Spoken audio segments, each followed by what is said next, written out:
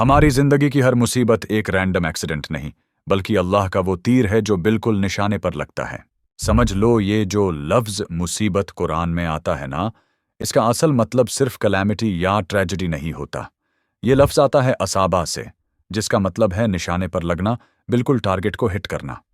मतलब जो भी मुश्किल तुम्हारी जिंदगी में आई है, वो रैंडम एक्सीडेंट नहीं है। वो तुम पर ही लिखी थी, तुम्हारी ही जिंदगी के लिए, उसी वक्त के लिए। न पहले आ सकती थी, न बाद में, न किसी और को लग सकती थी। अल्लाह ने उसे बिल्कुल तुम पर और तुम्हारे वक्त पर फिट किया। ये सोच ही इंसान का नजरिया बदल देती है, क्योंकि फिर सवाल नहीं बचता कि ये मेरे साथ ही क्यों हुआ या अभी क्यों हुआ। मुश्किलात दो किस्म की होती है। एक वो जो तुम्हारे कंट्रोल से बाहर है, जैसे अर्थक्वेक, तूफान, एक्सीडेंट।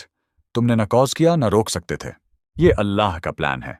लेकिन दूसरी किस्म की मुश्किलात वो होती है जो इंसान अपने हाथ से अपने ऊपर लाता है। बंदा वार्निंग देख के भी समुंदर किनारे चले जाए और सुनामी आ जाए, तो फिर वो कहता है किस्मत थी। नहीं, ये उसकी अपनी गलती थी। इसीलिए कुरान कहता है जो मुसीबत तुम पर आती है, उसका एक हिस्सा तुम्हारे अपने हाथों की वजह से होता है। मतलब इंसान भी जिम्मेदार है। एक बंदा कहता है जो भी हुआ सब अल्लाह का था, मेरी कोई गलती ही नहीं। और दूसरा बंदा हर चीज अपनी गलती पर डाल देता है। अल्लाह मुझसे नाराज है, अल्लाह मुझे सजा दे रहा है, मैं बुरा इंसान हूं, इसलिए यह हुआ। दोनों सोचने का तरीका गलत है। हकीकत बीच में है। कुछ चीजें हम अपने आमाल से लाते हैं, कुछ चीजें सिर्फ अल्लाह का टेस्ट होती है। फिजिकल दुनिया में ये बात सिंपल है। अगर तुम कार के अंदर पानी डालो पेट्रोल की जगह, तो गाड़ी बंद हो जाएगी। यह अल्लाह का इम्तिहान नहीं है, तुम्हारी ही गलती है। जंक फूड रोज खाते रहो और डायबिटीज हो जाए तो यह भी तुम्हारी अपनी वजह से है। लेकिन स्पिरिचुअल और जिंदगी के इम्तिहान में हमेशा क्लियर जवाब नहीं होता। तुमने फजर मिस की और उसी दिन इंटरव्यू खराब हो गया। हो सकता है रिलेटेड हो सकता है ना हो। कोई इंसान, कोई आलिम भी इस बात का यकीन से जवाब नहीं दे सकता। अल्लाह की रहमत समझने वाली बात यह है कि वो हर गलती का फौरन बदला नहीं देता।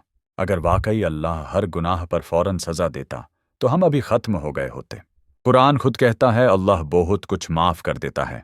मतलब तुमने गलती की, लेकिन अल्लाह ने फौरन तुम पर अजाब नहीं भेजा। ये उसकी शफकत है। अब सबसे बड़ी बात, हमारी सोच मुसीबत के वक्त बदल जाती है।